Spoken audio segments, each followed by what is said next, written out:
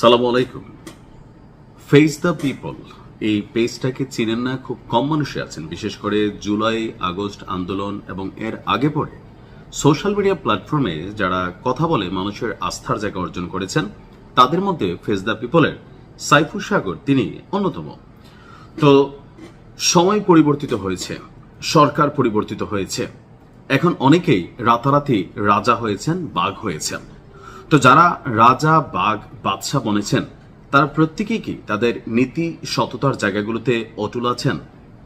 সম্প্রতি face the পিপলের Saiful সাগরের বিরুদ্ধে একটা চাঁদাবাজির মামলার দায়ের করা হয়েছে, যে মামলাটি নিয়ে ইতিমধ্যে পিবিআইকে আপনার ইনভেস্টিগেশনের জন্য দায়িত্ব দেওয়া হয়েছে। এখন তার বিরুদ্ধে যে অভিযোগ, গেল কয়েকদিন যাবত সোশ্যাল মিডিয়াতে আপনারা মাস্তুল ফাউন্ডেশন নামক একটা ফাউন্ডেশনের কিছু ভিডিও আপনারা দেখতে পেয়েছেন নিশ্চয়ই ইতিমধ্যে।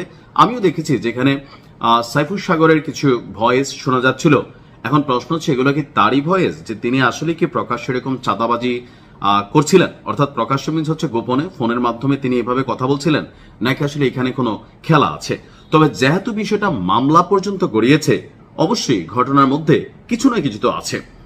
মামলার অভিযোগটাতে যা আছে সেটা হচ্ছে, আসামিরা হচ্ছেন ফেস দ্য পিপলের যিনি অনলাইন পোর্টালের মালিক আছেন আপনার সাইফুল সাগর, এবং তার যিনি রিপোর্টার আছেন, তো সেই রিপোর্টারের বিরুদ্ধেও এখানে মামলা দায়ের করা হয়েছে। আর ইনভেস্টিগেশন রিপোর্টার মোহাম্মদ ইউসুফ তার বিরুদ্ধে এবং সাইফুল সাগর তার বিরুদ্ধে আপনার এই মামলাটা করা হয়েছে।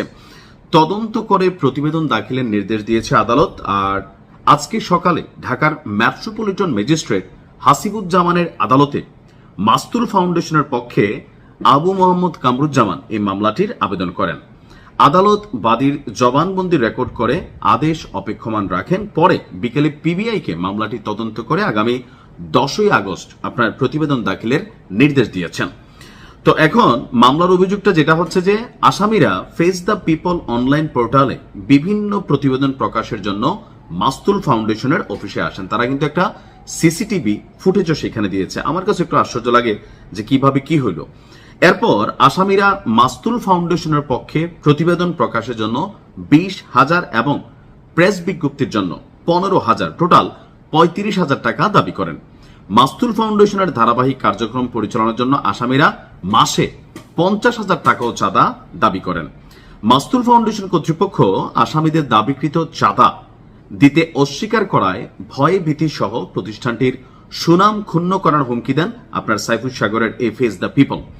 অভিযোগে বলা হয়েছে, গত 28 June face the people online news পোর্টালে মাস্তুল ফাউন্ডেশনের সুনাম ক্ষুণ্ণ করে একটি প্রতিবেদনও প্রকাশ করা হয়। এর ফলে প্রতিবেদনটি 20 কোটি টাকার মানহানির আপনার ঘটনা ঘটেছে। এখন এই মাস্তুল ফাউন্ডেশন আসলে কি? তারা সমাজের সুবিধা বঞ্চিত বিভিন্ন মানুষ, শিশু, আরো বিভিন্ন যারা ছিন্নমূল মানুষ আছেন তাদেরকে নিয়ে কিন্তু বাংলাদেশে দীর্ঘদিন যাবৎ কাজ করছেন। হয়তো ওইভাবে এটা এতদিন প্রকাশিত হয় নাই বা প্রচারণা পায় নাই, যেহেতু সাইফুল সাগরের সাথে এটা নিয়ে কানেক্টিভিটি চলে আসছে। সো মাস্তুল ফাউন্ডেশন এখন আলোচনার বিষয়। প্রশ্ন হচ্ছে, সাইফুল সাগর তিনি কি আসলে এই ধরনের কর্মকাণ্ড করেছেন? এখন এটা তদন্তের বিষয়। তবে যে সিসিটিভি ফুটেজটা প্রকাশিত হয়েছে, যে ফোন রেকর্ডটা মাস্তুল ফাউন্ডেশন তারা প্রকাশ করেছে, সেখানে কিন্তু সাইফুল সাগরের বক্তব্য আছে। এখন তিনি আসলে কেন এই বক্তব্যটা দিলেন, বা পেছনে কি অন্য কোনো কাহিনী আছে?